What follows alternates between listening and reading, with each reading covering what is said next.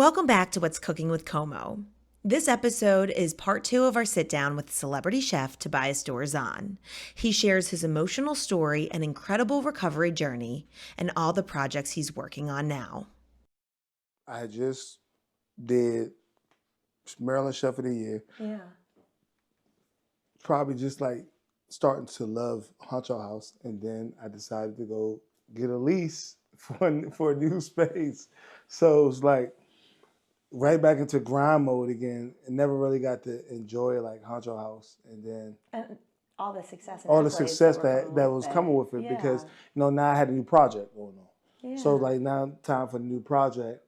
You get to the new project and the project's almost done now, and it was just like the grand opening was supposed to be on 11/23, which Your is everything landed like perfectly. Yeah. Like it was a Saturday. 11/23 was on a Saturday. The restaurant's name 11/23. Like the governor and everybody was gonna be able to attend, and I was finally gonna be able to do like the whole grand opening of everything. The big reveal. The big reveal, and it was just a random Tuesday, just like a random Tuesday. Just so did a thing where we would go out to eat every Tuesday, and it was just one of those things like a Tuesday night. Like the one night I decided not to have security with me, like because I just thought it was just like a regular chill night. Just going to eat and then just like coming back home, and it was just because like you almost get lost in the comfortability of your own world. You forget that things like that happen because it's not like I didn't know. Like I knew that I seen the car and everything, and it was As you were on your way home in the Uber. Nah. I didn't even see the car on the way in the Uber. Like because we was just comfortably relaxing in the car, just headed back. It was coming from DC, so it was like a 30-minute drive. So it was just like just being comfortable, just relaxing. It was like 10 something. So it was already late. I was already coming from the restaurant originally before I came home to change to get ready to go back out. So it was like being tired, not paying attention. And then when we got there, like when I got out the car, like I seen the car pull up, but just not paying attention to it. Like, where I live at, you can go different ways to get different places, and you could also be waiting for a car to move to go around the car. Right. So, I'm not knowing what's going on. And it's just like just I blinked my eye and just everything just happened at like one time. And it was just like, you with your partner, you trying to make sure that you protecting her and you try to make sure that she's good and you don't really know what's going on, and then you just hear a bunch of gunfire. And it was one of them moments where like, back in the day, like if you didn't have like Ring cameras and stuff, like you would really think like a lot of it was fake. Right. Like just the way it happened, it was just like everything was, you watch movies, you see like clouds and it's like everything's moving like slow motion. It's like somebody that films these movies has had to have that happen to them before, Right. to know like what those moments look like, because I felt like I was in a movie. Like I felt like it was clouds, like, and the clouds was coming from gun smoke, and everything felt like, which everything was happening super fast, but in my mind, like I was moving in slow motion. Like I couldn't move fast enough, like to get out the way. I couldn't run. I couldn't and everything was in like hearing so many bullets, but only getting shot a certain amount of times. You're like, were you like dodging these bullets? Like, where, so it's just like everything's going through your mind and stuff like that. At one point, I didn't even know I was shot. Like, I really only thought I was shot in my hand because I could physically see my hands, like trying to wave my hands away from the bullet. And I thought that I was only shot in my hands until like after the whole robbery, when I tried to get up and I couldn't get up, I couldn't move. And then I had just kind of like, the craziest thing about it is like my best friend that died in 2020, like Chef Solo, who I wore his pendant on my neck every day. That was the chain that I had. When they took my watch and they popped my chain off my neck, the pendant was on the chain. And when they ran off and got back in the car, I heard the car drove off. Like when I turned my face like on the concrete, like the pendant was on the ground facing up. So like You still have that I still pendant? have the pendant. And it was just like, everybody used to say like when he was here, like he was like, he's Tobias's bully. Like, like he was always going to be the one to step up in the way. Like if anything was going on, he was like the first person to talk for me. So like people was just like, I remember when he first passed away, people was like, damn, Tobias is going to be real quiet now. Like, his bully is gone. And it was just like, it's crazy because I can just imagine how many times he saved my life, like when he was alive. So just to like see that, I'm like, what's the odds that, mind you, this pendant couldn't just slide off. It couldn't just slide off the chain.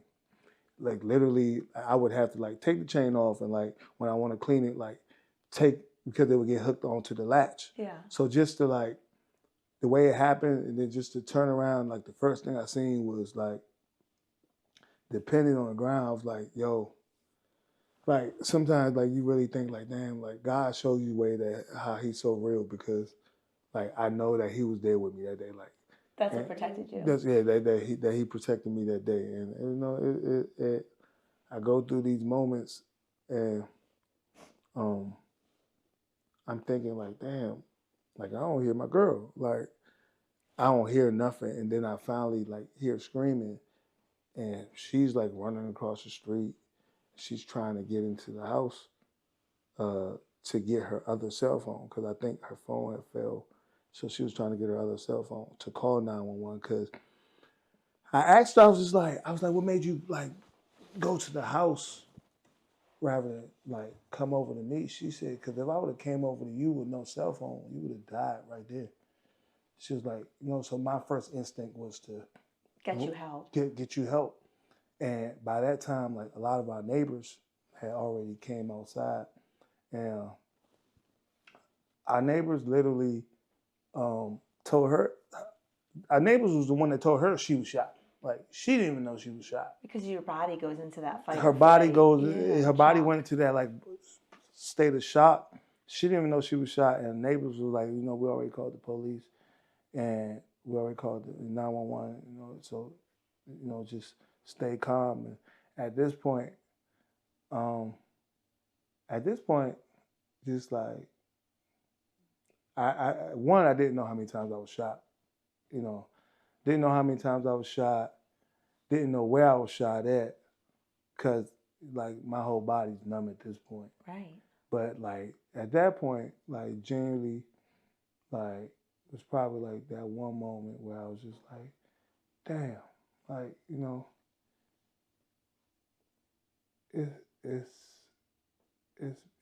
was a great one. Like I think I did everything I wanted to do. I don't know if I did everything I wanted to do in life, but you were at such a high point of your life.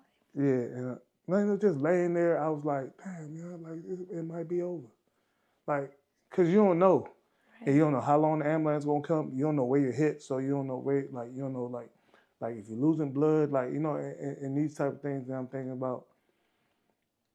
And I called, like my phone is laying on the ground, so I was just like, I'm like, hey Siri, call Ace, because Erin's number in my phone. Erin's in my phone as Ace of Spades. Mm-hmm. Your brother. Yeah.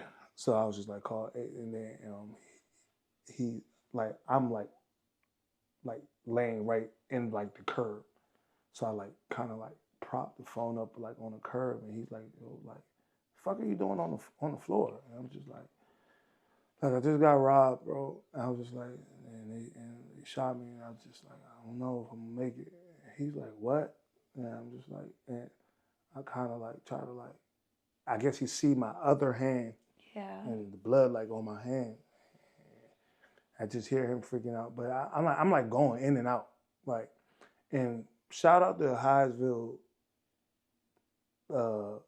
like police and like medical, like the ambulance, the first responders. Like, I want to say it was probably like from the time that got the call, it was probably like 4 minutes.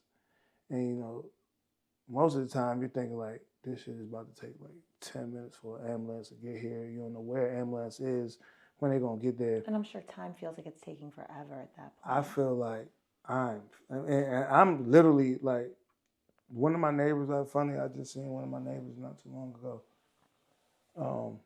When I was going back to get stuff from that house, and they were like, all you kept saying was, I don't know how much longer I got, man. Like, cause I just felt like, damn, this shit is taking forever. And I'm just like, like you start to, like, stuff really like starts to get gray. Like, like I literally like went from like seeing colors, like seeing like black and white, like damn, you know, like I don't know what the hell is going on, but damn, somebody need to get here real quick. And when they got there, like they turned me over, and I was like, man, I don't know how much longer I got, and they was like, man, relax, we got you. And then they just went immediately to my right leg. And you didn't even realize at that point. Nah, they cut my sweatpants off, and they went and they put like my leg in like a vat, and I was like, damn, like what happened to my right leg? I was like, shit, something must have happened. Like must have happened crazy to the right leg, because they were like so focused on the right leg. And when we got on the ambulance, like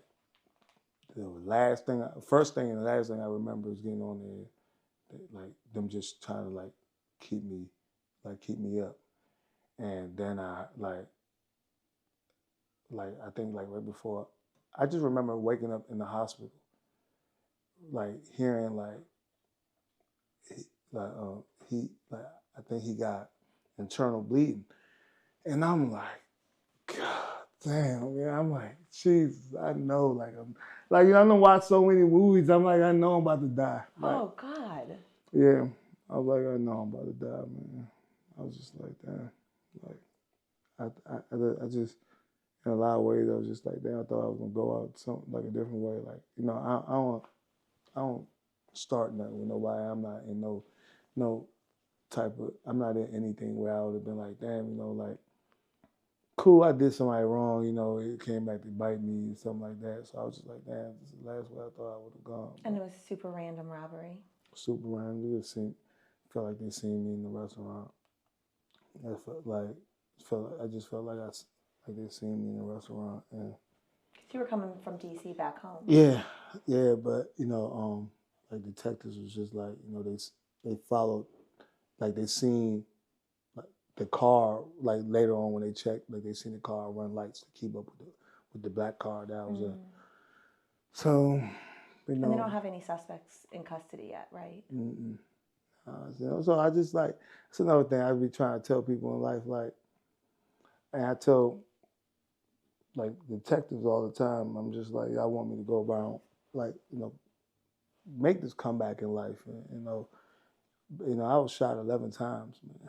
You know, and a lot of people don't even know like how many times I was shot. I think the first time I even said how many times I was shot was in the post with Guy on my Instagram, where, you know, people were just like floored, because people just knew I was shot multiple times. That's what the reports. That's what the reports came out. Like, you know, I was shot multiple times, but I was shot 6 times in my right leg. I was shot in my left kneecap. I was shot in my left pelvis. That bullet hit my intestines and ruptured my intestines. I had to have emergency surgery on my intestines. I was shot in my upper back, my lower back, and that bullet came out through my front rib cage. Well, it was actually stuck. They had to take that bullet out through my front rib cage, and I got shot twice in my hand, and I had to have reconstructive surgery on my hand. And you're still able to cook and do what you love. Still be able to cook. I don't have full range in my 2 fingers. My middle finger is curved for life. You wouldn't even notice that. My girl was shot 3 times, twice in her butt and once in her thigh, and it's 43 gunshots. Like 43 rounds fired. 43 rounds fired. So like the whole cooking, like for me, like that was the one time that I felt like I had lost like everything, like where I couldn't do nothing for myself, like, and I kept like a lot of it private, like didn't know, like nobody still like had seen pictures of me like in the hospital and stuff like that. But I had an X fix on my leg for like a month, where like the outer rod like sticking out your leg for like a month, like before I could even have surgery, like on my leg, and had to have emergency surgery on my stomach, and had to have surgery on my hand. Had to have surgery to remove the bullets out my side, and had to have surgery to remove the bullet out my kneecap. So like right now, like I don't have no nerve in my left quad, like so my left leg is like significantly smaller than my right leg. I don't have no feeling in like lower than my kneecap. And you're still able to walk, and you're walking so much quicker than they initially thought Yeah, you'd recover. I got a lot of shit to do. I was down for like for somebody like me that's like up and going every day. Like it was therapeutic for me to go to the wharf every day and get out fish for the restaurant. Right. Like I could go get fish like twice a week, but it like my day was like getting up in the morning, like running errands for the restaurant, going to go get the seafood for the restaurant, coming back in, my day started. So like those were like typical days for me, and just not being able to do that, just not being able to get up every day, do the daily, like I had to stay on my back because I had surgery on my stomach. Right. It felt like my stomach was ripped open. Oh. Like if I would try to like lay on my stomach, like the staples, even after they took the staples out, it felt like my stomach would like rip open when I would lay on my stomach. And then I can't lay on my kneecaps because the nerves in my kneecaps. So it was just like, you're stuck laying on your back. I'm stuck laying on my back. So I want to say for like, probably till like January, I couldn't lay on my stomach. And that was like a task of like just having to be there, just not being able to use your legs. Not walk after I didn't have surgery on my leg until like after a month in the hospital, and then after that month I had to stay off my right leg for 90 days. So like that's the hardest part. Oh my God! Recovering. Like the recovery stage was like it was probably the worst. Like my first 45 days in like was almost like, man, just take me up out of here, man. Like it just almost got to a point like that's why like a lot of people like sometimes they get into these things and they pass away in the hospital, or they just give up, or they end up being like disabled because it's just it's not something that you can just wake up and overcome. Like my first 45 days was the worst days of my life. Like, and mentally as well as physically. Oh, well, mentally more than physically. Like mentally, for sure, you got 2 businesses now that gotta run, and one of them, like, you're just like you're just in the midst of it, like and it's like you're wondering how that's going. Then you still got your life that you gotta like maintain, and you're just trying to figure out like how's life gonna go on now. Like, are you ever gonna walk again? Are you ever gonna be able to grab things again? Are you gonna be like these things going through my mind like on an everyday basis? Like when you base your whole life on what I do is I stand up on my feet. Like, right. So you're a leader. Not being able to do that, it was almost like what do I do now? How you gonna be Huncho now? Like, like how you gonna be him? And it's just been like, I still like wake up every day and learn bits and pieces of the accident through dreams. Really? Yeah, like. So you'll remember different pieces in your sleep. Through sleep, like not even really through like the actual accident. Like a lot of things that I ask people about, like following days after, like in the hospital, like about certain things that happened with the actual shooting. Like I asked people and it was like, oh, what you remember now? Like you remember that part? And I'm like, nah, I actually dreamed about it last night. Like That's wild. it's so wild, like so wild, like.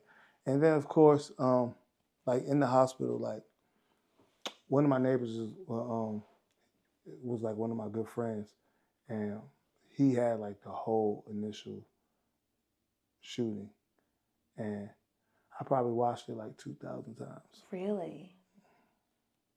Yeah, it's just like, and when I started dealing with a trauma therapist, she was like, bro, you gotta stop watching it. And I was just like, Were you looking for something different each time? I was just looking to see what I could have did different. Oh. Like, was I like just? I was just looking to see what I could have did different, and like I could tell you how the gunshots went. Like, I could just tell you how, like the sequence of the gunshots, and she was like, the fact that you know this is scary, and I was just like, right, like, you know, you just try to replay it. I just try to overly replay it, and it's just like. I remember the first day talking to the police officers, I told the police officer I got out the car on the left-hand side. Yeah. And then I realized, like, no, I didn't get out on the right-hand side because I never sit behind the driver. I always sit on the passenger side. For more legroom. Yeah. So, and even if I'm in a black car, I never sit behind a driver anyway. So I was just like, damn. And then watching the video, I was like, oh, shit. Like, I got out on the right side and walked around the car. And because I was just trying to think, if I got out on the right side, how did I open her door to get her out the car? Like, but just ended up watching it. And then I dreamed about it. And it was like, this is next level, like scary on how fast, like life will flash in your face. Like, so when like people be like, damn, life flashed before my eyes. Like, life really like flashed before my eyes, where I was just like, probably like 2 times in that day. Like, I know when I was laying on the ground, for sure I thought I was gonna die. And then when we got to the hospital, it was just waiting. And at this point, like, they know that my intestines have been ruptured. So but you don't know that yet. I finally find out because now my breathing is really getting bad. And when they start to panic and I see like, oh, we got to, like, you can hear people talking like, oh, we got to rush them to emergency surgery. Right. You know, we got to make sure we can get on top of it right now. And I'm like, damn, well, I remember hearing somebody saying he'd been shot multiple times to his leg, and why is my stomach more important at this point? I'm like, so clearly it's something like, and then they like, you know, my mom had to sign off on papers. So it's just like, I know somebody got to sign off some papers. Yeah. Like, you know, it's a possibility that in case this person don't wake up and stuff like that. So it's just like right before, like, and then I woke up on the 7th. Like, it happened on the 5th, out of surgery. Like, and you know, like, I woke up and my mom was like, tubes all in my nose and all in my mouth, couldn't breathe on my own. And you know, at that point, you know, she was just like, that was one of the moments where she was like, she didn't know if I was going to, you know, pull through. And I always want to know what that picture looked like. And like 2 months in, somebody sent it to me. I was able to see like me in the bed. And I was like, damn, like. That's a powerful image.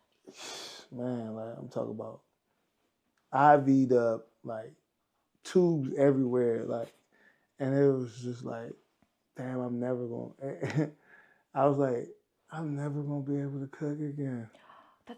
Oh my God! So you felt that at that time? That was the only thing and then it was just like, yo, of all things for him to be thinking about right now, it was just like, because that's your passion. That's what you love. because that was like the only thing that gave me some type of clarity, Right. and like, so it was the only thing that made sense in my life leading up to that worked. Right.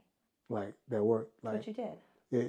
yeah, and what good times or bad times, like, but I feel like cooking has helped me do things that I never would have ever, that I never did playing football. I never thought that cooking was going to be the thing, to travel the world to cook for any and everybody, like the biggest stars of that you could think about, like to open restaurants, to win Chef of the Year, like to have like, growing up in the urban community, like you don't wake up and dream to be a chef. I was blessed enough to meet G. Garvin last couple weeks ago when I was in Atlanta, did some co-hosting with guys on Diners Drive, and I met him. And I was really like, yo, you was the first chef to like that I seen on TV that looked like me, like that gave me like the courage to say, oh, possibly I could be on Food Network one day. So I was always like a thing for me. Like I'm gonna make sure that I know that people that look like me can feel like I don't have to be an athlete or I don't have to be a rapper or entertainer, to be successful and to like crack the culinary world, to show like we can authentically cook what we want to cook on the next level and be respected for what it is that we do. And you're a chef and an entrepreneur. You got these businesses you're running. Yeah. You've got a good team around you. You're going to be coming up on Diners, Drive-Ins, and Dives with Guy. And it's 5 months since all that happened, and you're working with a trauma therapist, which is, I think, so important to process the mental side of all of this. And that's different from my regular therapist. Like my trauma therapist really helps get into like the part that you wouldn't normally talk about on a day-to-day basis with a regular therapist. Like, like dealing with how I sleep at night and like, my alert, like, and now I can't get in the car without looking 7,000 different ways and just always feeling like I gotta be on edge at this point. Like, going outside is a complete task now, like that I just prefer not to do right now. Like, and hopefully, like, I get out of that. You'll give yourself time to heal. I know the one thing that I have given myself time to get back to is cooking. And you were in the kitchen quicker than anyone thought you'd be. Yeah. Christmas, I got home the week before Christmas. And, the greatest thing about this whole situation is I had not talked to my older brother for like 10 years. Really? And this is somebody that, was like my superhero, like when I was a kid. And had not really had the greatest relationship with my nephews and stuff like that. It's because me and my brother didn't have a great relationship. And when I got shot, it kind of brought my family back together. So my brother takes me to like all my rehab appointments and like been with me like the whole time. So like we have like Christmas, we had like 30 people at my house. And I'm like supposed to be like laying down and I'm like I'm in a bar stool with like my foot on like some steps and I'm like chopping onions and there's just like, yo, like somebody else can cook. And I'm just like, I feel like this is the first time like, where like when you go, it happened in November 5th. I had probably been like 45 days where I had not been able to do nothing for myself. And you're just thinking about recipes and food and ways to keep going. And it gave me the time to sit down. I needed to sit down. Not to say I wanted that to be the way that but you're looking I for the sit down, meaning and the good. But like, I had got back into what I was talking about earlier, where I was just like, you know, I look back at my Instagram from like 2016. I was like always posting food and always posting content, always reading books. And I had not been able to do that because you get caught up into the world of being an entrepreneur Right. and running businesses and then having family, still trying to be a dad and still trying to be a son, you know, who my dad is like in like early stages of like dementia. So it's like, you know, just trying to deal with everyday life and life itself and not knowing what life's going to throw at you. So on top of that, and then still trying to be a creative mind, you know, it was hard. I ain't had that time. So it was like, you know, being able to not do anything but read a book, you know, was something that I had a chance to do while I was down, and you know, it gave me. So I said, like, when I got my opportunity to get back at it, those days that I complained about being tired on the line, or like staying in the restaurant working doubles, or like, you know, getting on the plane because I gotta go film this, like, I cherish those moments so much more now because I seen it taken away from me, and like at one point I thought it was going to be taken away from me for like 8 months. Right. You know, so to I think my first time like really back in the kitchen was like the week before Valentine's Day.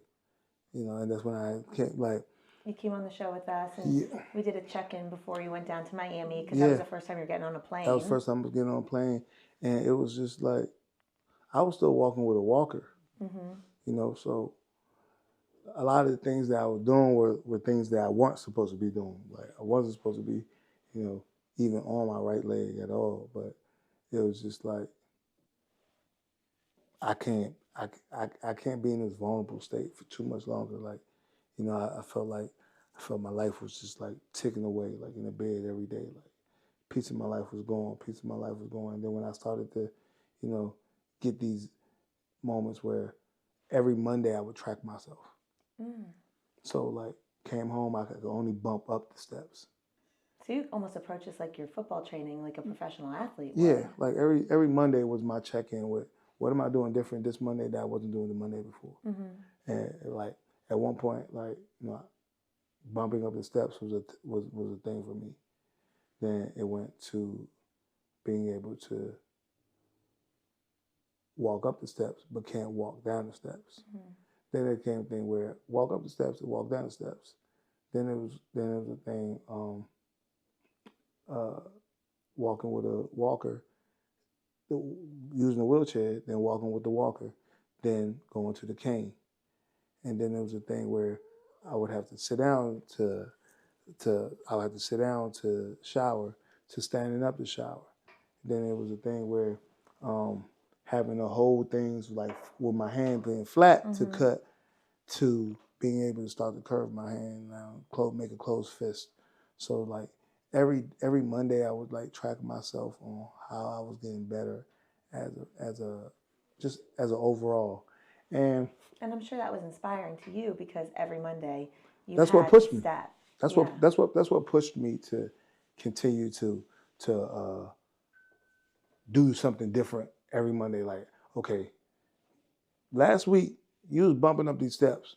Next week you need to learn how to, whatever it is. If you need to hold on to the wall and try to like walk up the steps slowly, and this what you need to do. And even with the cooking part, like once I could feel like, at first I would lean the walker against the stove and like start the cooking. And every time I felt like unbalanced, I'll give myself some time by holding myself up on the walker to, okay, now I don't need the walker. To now I need the cane, but I'm gonna sit down and cut these vegetables and then I'm gonna get up and go to the stove and cook. To now I don't need that. To now like my creative thoughts and everything that I was like reading while I was, you know, down, it's like it's now coming back and I'm able to like speak through my food now. Like, you know, just being back in the restaurant, you know, it's such like a peace of mind. And then, you know, my therapist was like, you know, you gotta get out the house. I was like, cool, I gotta get out the house. I'm gonna go to the restaurant. Right. That's your safe space. I just want to see people. I Right. just want to be able to talk to people and get out of the vulnerable state of I'm gonna be like this forever. Like, you know, like even right now, like, you know, just coming here and Not, hanging out. just coming here, just hanging out, just being able to talk about food and just talk about just everything, you know. In the hospital, it's just like, you know, who am I gonna? It was in my mind, like, you know, you will never know how much you loved until something happens to you. The amount of love, the flowers you got at the hospital. I like, you know, I had wrote a message on Instagram, like in the midst of everything, and I really said, like, you know, if it wasn't for the first 45 days of it happened to me, if I didn't feel that love from people that I didn't know I genuinely had, might have not have made it through. Like, might have not made it through, because you realize that your purpose is so much bigger than what you think you are, and who you are as a person. Like, and I realized I was so much bigger than just food. When you went to Miami and you got on that plane for the first time, and Guy's genuine reaction to seeing you walk, the way it blew up online, and the way people were just rooting for you and invested in your story and your comeback, how did that feel when you started seeing all those comments coming in and the views go up into the 20 million? Listen, I want to tell you, like, even Guy, like, we were like, that night, it was crazy because when he saw me, we were at Chef Eric's and Chef Alex Bonicelli event, the first night, and I wasn't expecting to see Guy that night. I was going to see him the next day, and I was right next to the entrance. And I really think I was about to leave, and Guy was walking in, and when we saw each other, I didn't know, like, it was that shocking to him. Again, like, because you'd been in it every day. Yeah, I've been. So hard. You know, at this point, I'm just like, you know, I'm here, like, like, and just seeing his reaction. The first thing I was like, damn. Well, of course, we got a picture because everybody was like, wanted us to take a picture, but I was like, damn, y'all see his reaction, and my security was like, I got it on film. I was like, no way. So that's where that video came from. Yeah, my security just happened to be. He was like, I was just recording the moment. Yeah. And he was like, I didn't even know he was going to, like, act like that. And I was like, you tend to know certain things that's going to go viral. Right. Like, as far as, like, when you take certain pictures, or, like, you know, I look at certain videos, like, that I have, and I'm like, oh, damn, this one of them was.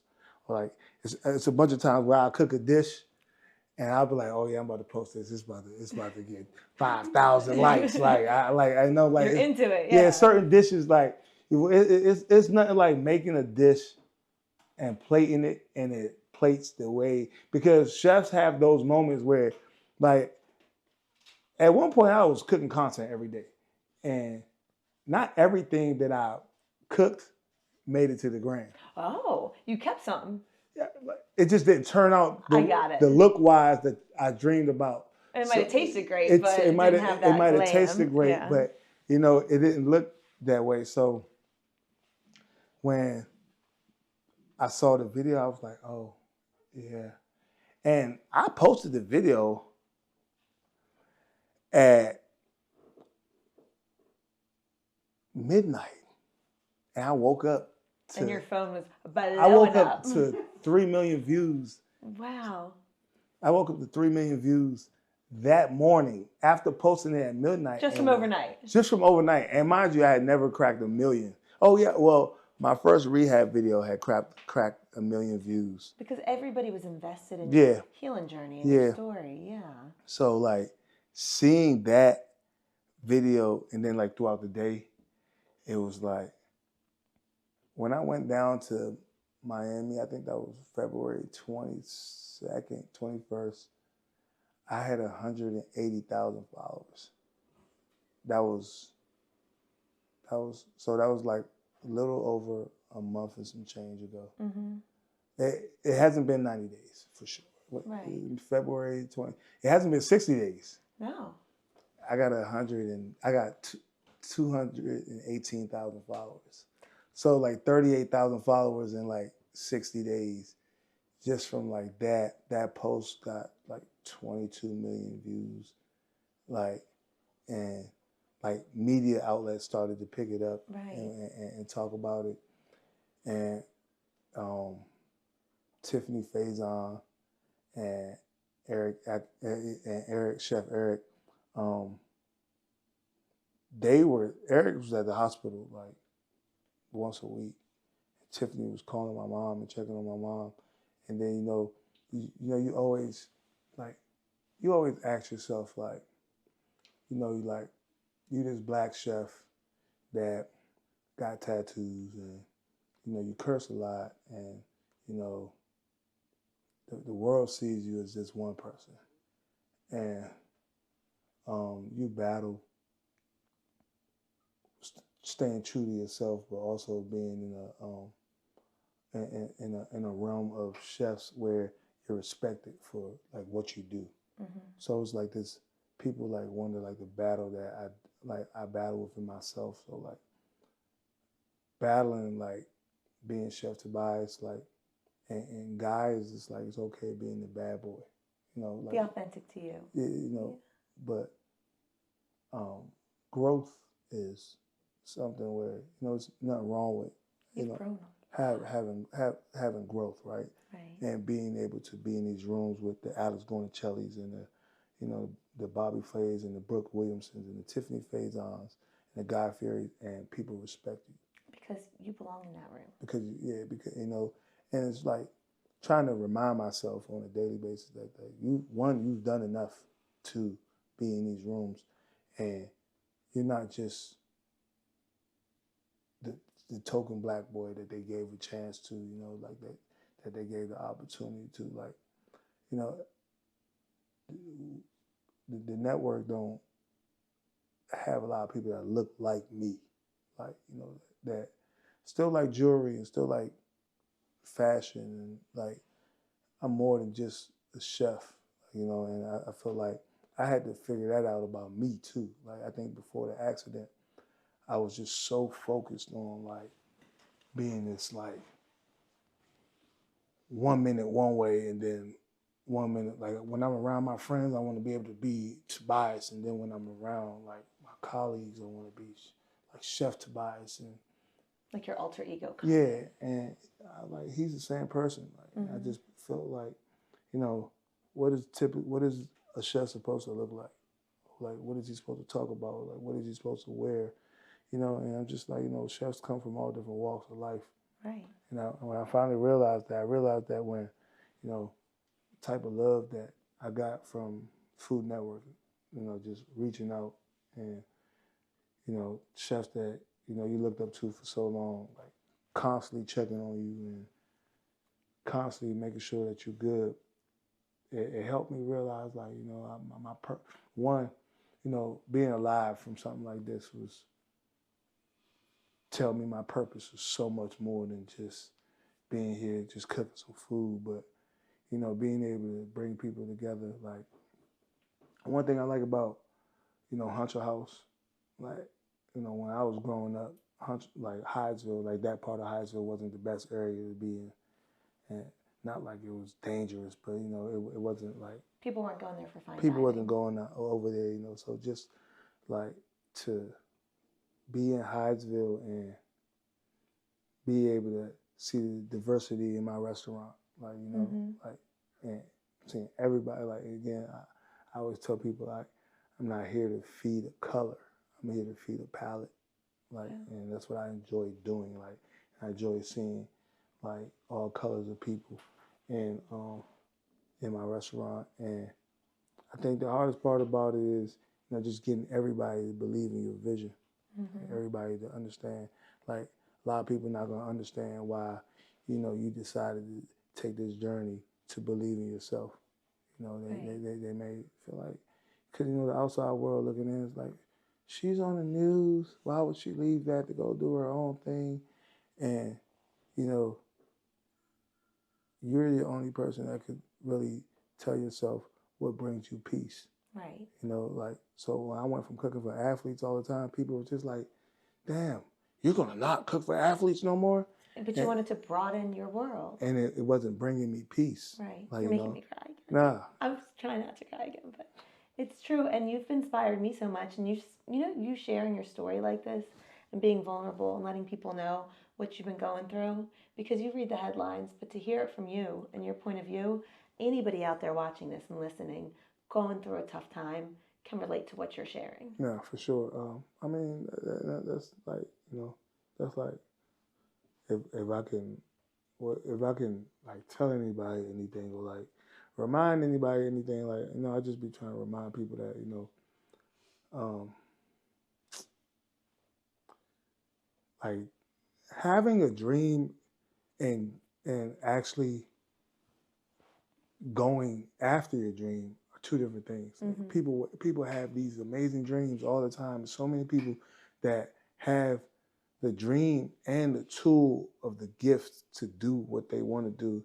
It's just a lot of people don't have the discipline or the courage to actually go chase the dream. Well, because there's always that risk of failure. Yeah. And I felt that when I was buying the equipment to start this and I was getting ready to put it out there and ask people to come on, you always have that fear of, well, what if no one wants to come on the show? Oh. What if nobody listens to it? What if nobody watches it? But if you let that hold you back, you're never risking having greatness. You don't know who you don't know who you could like.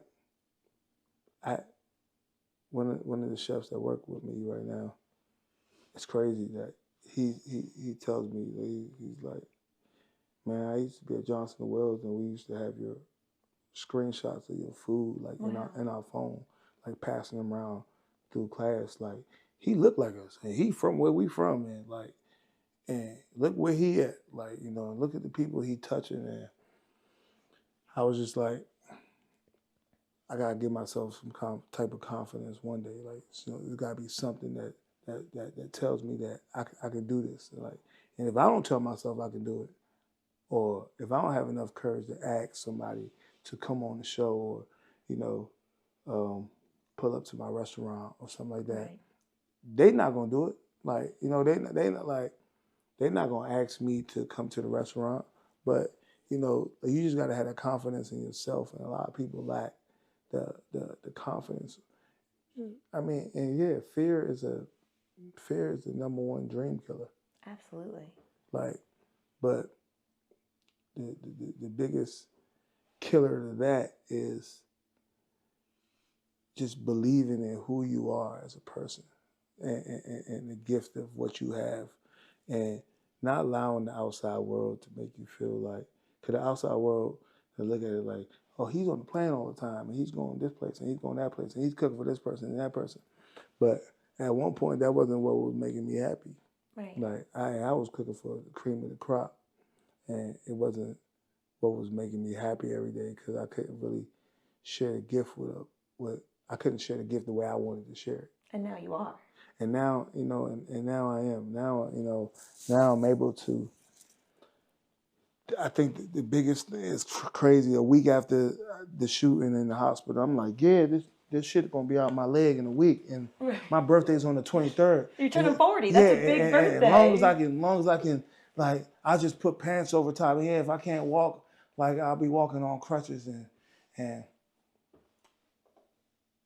somebody was like, yo, who gonna tell him? And they was like, man, we're not about to tell this man that he's not about to be walking, and let alone this month, the next couple months. And you couldn't tell me even like, probably like the November like 15th. I'm just like my team is still asking me like, hey, what you think we're gonna do about, you know, are we calling off the grand opening? Like, and I'm like, nah, like, I'm out of here in like 5 days. Mm-hmm. Like, and doctor finally came in and was like, bro, you ain't going nowhere for a long time. So the doctor came in and told you. And what really made me realize like how far I've come was, it's just like, yeah, my birthday is on a certain day, but I can celebrate 40 at any time. Right. You made it.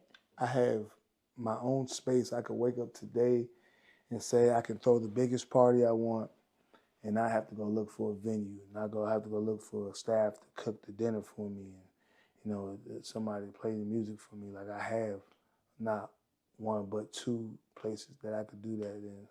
And it just helped me realize, like, you're not as far behind as you try to, like, as you make yourself, or you don't give yourself enough credit from where you are right now. And, even with you, like, I don't think you give yourself enough credit on, like, how good you are at what you do, like, and just the connection. I've learned that connection and relationships worth way more than money. Absolutely. And I learned that because the people that have reached out to me, Right. like, so like, who loves you and cares about you. yeah, like, and has from the beginning. From the beginning, not just since, the accident happened. Of course, it heightens, it heightens it where, like, people check on you more now and Right. stuff like that. But, you've always checked on me. You've always given me a chance to get on Fox, and it was never like, it's a big thing to be able to get on the news as anything when you're coming up in anything. Right. Like, just to get on the news I'm born and raised Maryland, grew up in Prince George's County. So to be able to be on the local news and, like, everybody in the DMV see you, it's a big thing. Yeah, it's a big platform. It's a big thing. It can give you all the confidence in the world, or take all your confidence from you. Mm-hmm. And, it was like time and time again, you gave me these opportunities, and just seeing you just, like, say, you know what, I feel like it's so much more that I want to give people. So much more that I want people to be able to see in what it is that I'm trying to bring to the forefront. And not only to be able to talk about food, but just to talk about people's personal life. I mean, I don't do podcasts a lot. I don't really open up to people a lot. So a lot of people won't know, like, the other side of me. And Chef is who's made me who I am.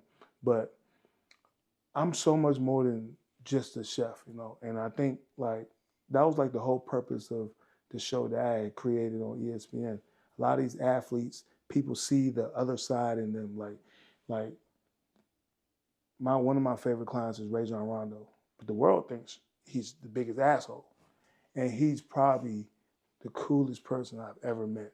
It's that personal side. And it's the personal side that, like, people like me don't get the opportunity to express, because we don't have people like you to open that platform for us to talk about food, talk about life, talk about just the opportunity on what got us here, like, you taking a leap of faith. Like, I think it's important for people to know, like, when you take these type of leaps and stuff like that, it's just how much trust you have in yourself to make things happen. And making things happen is what makes the world go round. Like, if you talk about things and you don't make it happen, you'll just be talking about it forever. And it's funny, like, I was reading something yesterday, and it was saying it about the people you have around you. And you got to have people around you that believe in the same thing that you believe in, or that's willing to give you enough courage to do what it is that you do, because you're the only one that can be Erin Como. You're the only one that had the dream, just like I was the only one that had the dream of what Honcho House was going to look like. But when you dream these things, you dream that you got the best line cooks and the best food runners and the best bartenders and the best servers, and everybody is the best at what they do. And then you wake up, you gotta go hire these people. And you got the reality of the people on reality the day-to-day. of the people on the day-to-day. And you gotta, in order to make those dreams come true, you gotta have those pieces in place to make sure that it happens. So, to, like, put that work in. So to have people that, believe in your vision, to say, I think you can do this. I think, like, this will work, and push forward to help you gain the more confidence in yourself, man. I think that's really the most important thing about being successful. So many people that got the tools that don't have the support. I remember going to see you at 11:23, and I sat down and had some sushi, got to check it out for the first time, Yep. and we got to talking, and I was telling you about this idea, and your reaction to it It's dope. gave me the support and the encouragement I really needed to be like, okay, this is something I can do. Let's just get it started. Yeah, man. Listen, and that's why it was so easy for me to say, one, like, I feel like I just from what I've done and who I am, I don't like putting myself in situations where I'm not dealing with like the best at what they do. Right. So I just feel like I have. This has been a question for months on like who I was going to talk about the story with first, and like when I was going to talk about it and everything. And I was just like, man, it got to be the right person, or like the right person. And then when I was thinking about other like magazines and stuff like that and big sites, I was still just thinking like those people don't know me, so they're still going to ask some uncomfortable questions that I may not want to answer, or it may be something that is beneficial for them, not for you, and not for me. And I just knew like with you, it was going to be beneficial for the both of us. Like and it just goes back to I just felt like God gave me another reason to be here. Like I feel like I'm one of those people, like I feel like I got my foot in certain rooms that if I could take my friend in that room with me, why not? Like it don't take nothing it don't take nothing from me to put my friend in the position or tell chefs that I know to come on down and check out her, like jump on her podcast, man. It's not gonna do nothing but help her and bring out a better story of who people, because we won't never get a chance to really sit down and like describe who we are as people. Like people beyond really, the headlines. yeah, people don't really know who I am. People don't really know like I'm a mama's boy, and people really don't know like I'm the youngest out of 10, and I got 6 sisters, and one of my sisters was murdered when I was in 2004, and like I was raised in an African household, like, but I was the only one born here, so like I'm like the one Americanized in my household, and the youngest, and I take care of my parents, and like what I gotta deal with on a day to day, making sure my dad is good. Like people don't see that side; they just see Chef Tobias and they see like the Instagram and the glitz and glam, And for me, I think throughout my whole career, I've been transparent though. Like when I've lost, like I haven't had an issue with showing that I've lost, because it's just a part where I feel like I want the world to understand, like this shit ain't always gonna be perfect. Like it's gonna be a lot. It's gonna be a lot of days where you questioning what it is that you're going, like what it is that you're doing, like, and you never develop consistency without continuing to do, like, and building those good habits. Like you could post a podcast tomorrow and get 40,000 views, and then post one the next week and get 100. That don't mean that it's a failure. That means that you just gotta be consistent. You just gotta be. I tell people all the time, like when I first started doing dinners, and I used to sell dinners. It used to be some weeks I'll sell 200 dinners, and then some weeks I'll sell 50, and then some weeks I'll sell 20. And I used to tell myself the reason why I couldn't stop was just say the week that I sold 200 dinners, some of those people just didn't have money to buy it the next week. Right. But the week that they did have money, they went looking, and then because I was so discouraged and I went away from consistency, I just stopped because the past 2 weeks weren't that good. Now this person's got paid again. Now this person wants my food, and now this person can't get it. I now give somebody else the opportunity to now give that person their food, and now that person gets the opportunity to enjoy their food. So now that's a customer that I had, but I don't no longer have no more because I wasn't consistent with what I believed that I thought worked. And I just learned like throughout the process, like whether something looks like it's going good 1 minute and bad the next minute, it doesn't mean that it's going bad. It just means that you just got to continue to do it, because once you're polishing yourself up, you're continuing to push through on what you're doing, and you're just making sure that the viewers know, all right, cool. I might have missed that episode, but I caught the new one. So now I'm gonna go back and watch the episode that I missed. So be But patient with your growth. if there's never a third episode Mm-hmm. after the bad episode, how do you, and the episode might not even been bad. It just wasn't one to catch people's eyes. Right. I'm sure I've posted other moments of my life on my go ahead, dig in on this. Staring at this while we're talking. And you were talking about consistency, right? And all the friends in your circle that uplift you along the way. This is a dish that you served with Tiffany Faison at your Women's History Month dinner the last day of March. Your mom was there, and it was beautiful. And I know you're evolving and doing new dishes. So let's tell everyone at home what this is first. So, what inspired me to do this dish was a little bit of, I just did my Women's History dinner with Tiffany, and one, to be able to have someone like Tiffany in your kitchen, it's already like a dream for me.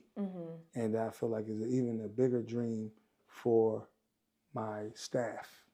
To get to cook with her as well. To get to cook with her as well.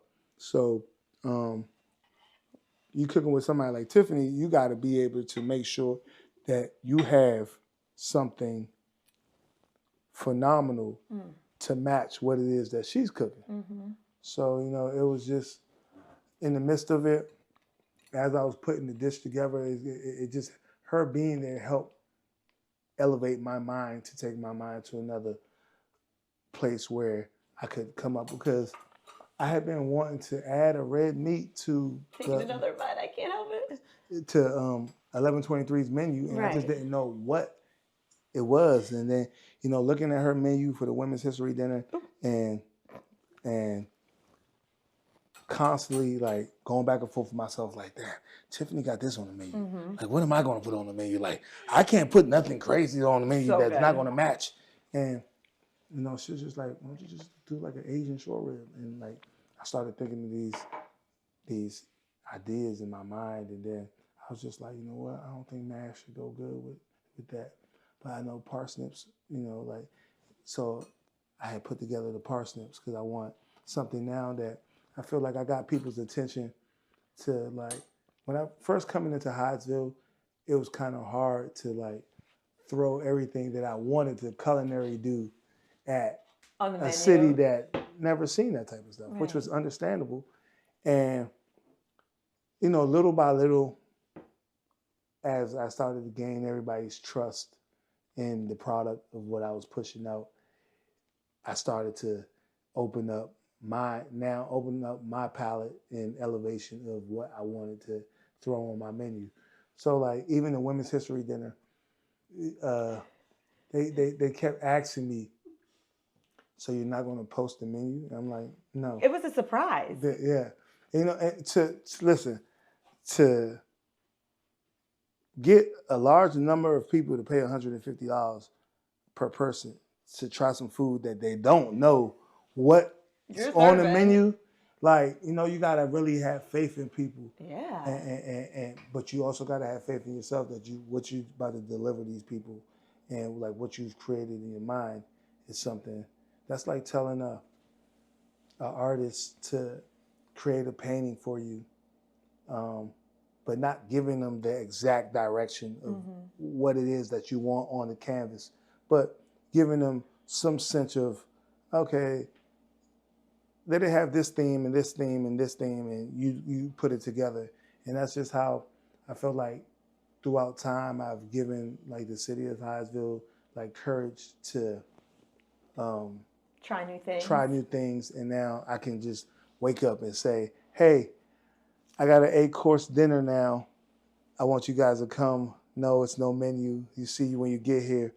And but you're doing that now. I am doing that. And it's so crazy that, you know, another thing that I had just thought about was something called the Huncho Experience. Something that I'm about to start doing now, which is a dinner that I'm going to do once a month. I'm going to do 2 16-seat seatings. And it's going to be like an 8-course paired with drinks.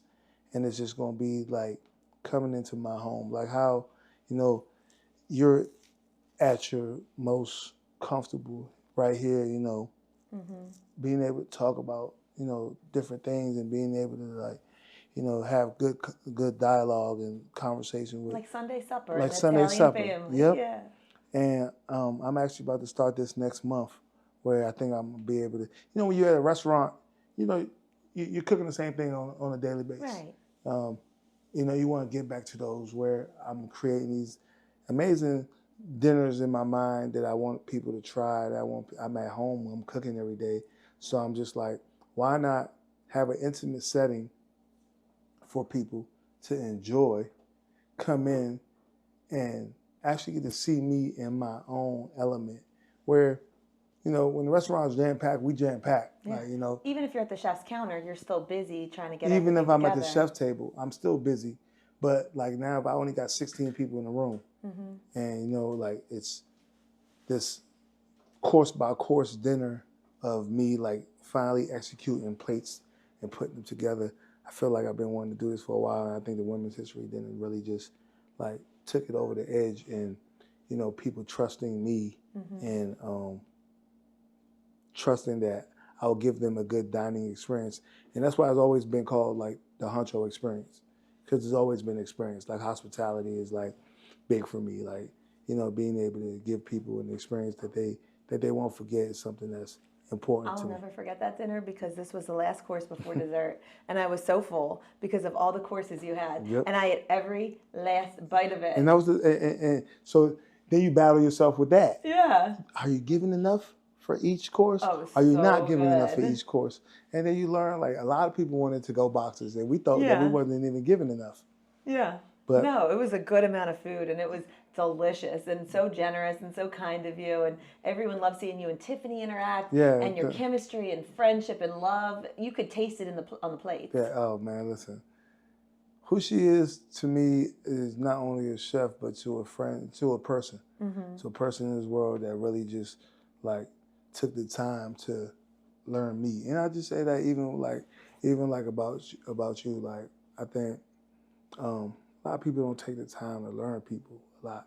So you never know what it is that people have in them, how you guys are the same, and how you guys get along, or how you guys can like interact with each other, because you're too afraid to get past the surface level of who a person is or what they may appear to the rest of the world, and what they're really like underneath and what they it really all. like underneath it all. And it's just like, you know, like when I'm around Tiffany, when I'm around Guy, when I'm around you, like it's almost like if I'm still in my neighborhood, like I can still authentically be myself, like, and not feel like, okay, I'm around Como today. I gotta put my voice on.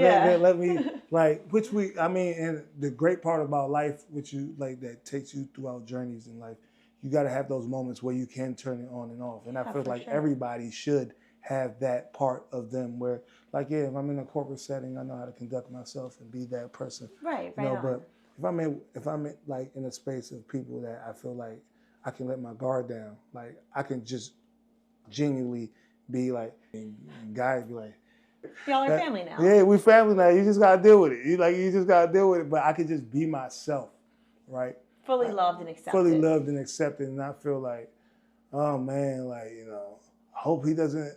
It's never been a question of who I am, because he knows like when it's time to work, Tobias is 100% tuned in, locked in. But yeah, outside of work, he's his comfortable self. Just like we all have our own personality and safe spaces where you know, you don't want to feel like you're being judged in a moment of, you know, you just being comfortable and around vulnerable. people and vulnerable around people, like, you know. And you know, for me, you know, the biggest thing is being comfortable to be vulnerable. Like a lot of people are afraid to be vulnerable. Right. Like I was for a long time. I created this news image of myself, and I kind of stayed in that little box, and you'd see glimmers every now and then. Oh, I'm a crybaby, so like I tell people all the time, I'm a crybaby. Like that's but I beat your ass crying, but it's just always Having been. a soft heart is a Yeah. good thing. It's a good and a bad thing. Yeah. My therapist tells me that all the time. It's a great thing is because sometimes you want it more for somebody than they want it for themselves. Right. But So- the fact that you're sharing about your therapist, because I got a therapist too, I get panic attacks and anxiety. I think it's inspiring to others who might be struggling that you can talk about it. There's no shame in that. Listen, you got to talk to somebody about it. I tell people all the time, talking to somebody about life is important. Because if you don't, you'll just keep bottled in problems that you think you're the only one that's dealing with these problems, that you aren't the only person that's dealing with these problems. So many other people deal with these problems, but that therapist gives you somebody that doesn't know you, that won't judge you, that's not here to judge you, but is really here to hopefully give you another thought on what it is that you're thinking or another direction to go in. And that's all my therapist has been able to do for me, being there. And I learned that you have to be honest with your therapist. Oh, yeah, because it's real easy to tell them what you think they want to hear or what you think that you should be saying. So you could manipulate something in your own mind.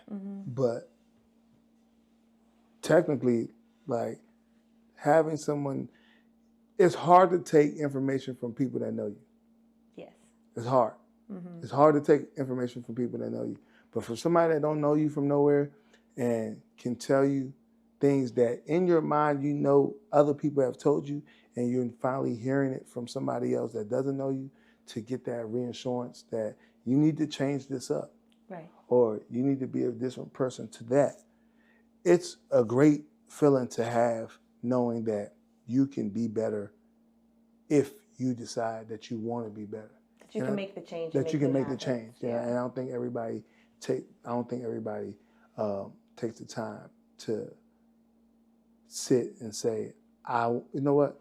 A lot of people say they want to change. A lot of people say, I want to do what it is that I need to do to be better, and then hear what it is that you need to do to be better, and shy away from it. Oh, in 2019, when I really started going to therapy and trying to figure myself out, rather than blaming other people for what wasn't working in my life, I realized I'm the problem sometimes. And here's my toxic behaviors that I got to fix if I'm ever going to be in a healthier place or be better professionally, personally, all the things.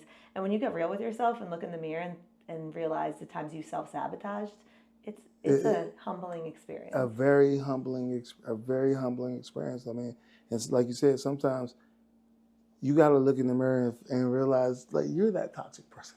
Wait a second, it's me. I'm going to fix it. Yes, it's me. I'm sorry. Okay, I'm a little bit toxic. I can fix it's that. Okay. As long as we realize those parts of ourselves. As long as you realize and that. you figure yourself out. And able to, hear it and receive it. Receiving it is the hardest part. Oh, the hardest part. Yeah. Because then you look back on all these different times in your life and you start viewing yourself and your actions differently. Yes. When you're not looking through the lens of being a victim, but you're looking through the lens of how can I change my behavior and level up. Yep. Yeah. But you know what? This needs to be eaten because it's got all the elements of love, the creamy parsnips, the beautifully caramelized short rib, the onions. You got the arugula with the perfect dressing. You got arugula. You got what you got in there? You got fennel. Oh, all the fancy good stuff. Yeah, all the good stuff. So we're going to tell people to come visit you at Honcho House on 1123 for the experience and to keep up with you on social media and the new season of Diners, Drive-Ins, and Dives. New season of Diners, and Drives. That's huge. Got some seasons coming out. Got some knives coming out. Dinner series coming out called the Honcho Experience. I'm going to be there because I cannot Oh, for wait. sure. For sure. You know you're going to get It's an going to be real invite. special. And then I'm here ready for the summer for the 1123 in Honcho House. So going Got R&B nights on Thursdays. R&B Thursdays and just a good time. Just a good time. Yes, this is amazing. I can't thank you enough for coming and hanging in my kitchen for family talk.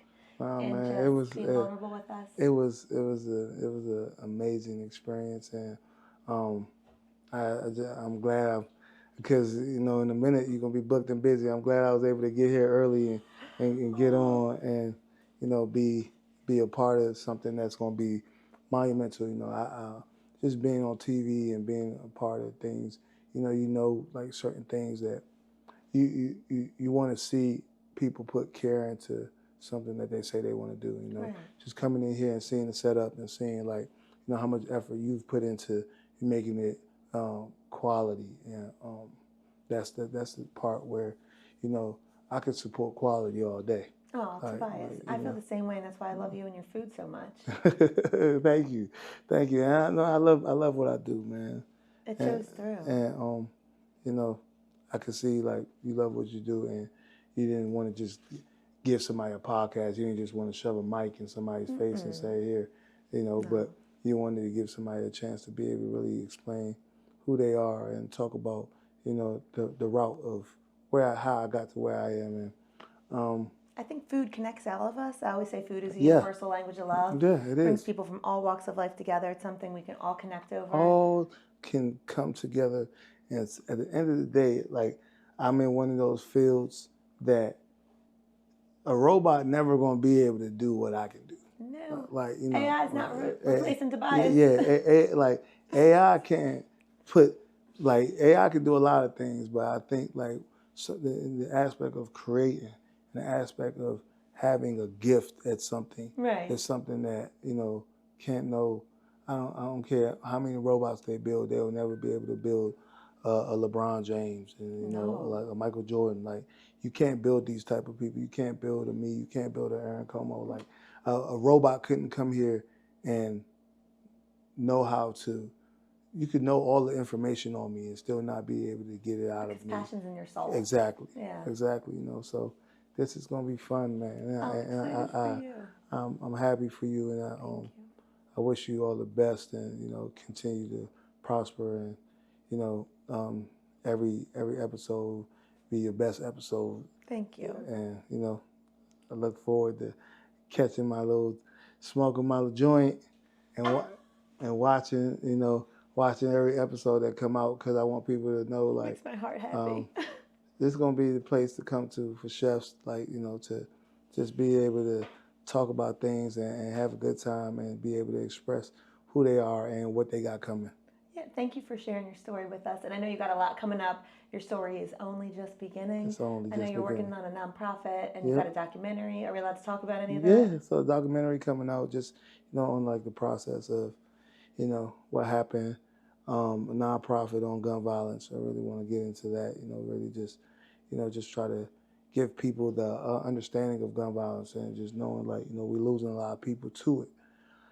And just luckily that I happen to be on the other side of it, and just want to talk more about it and make people more aware of it, and just their surroundings, and just how they comfort and care for themselves. Right on.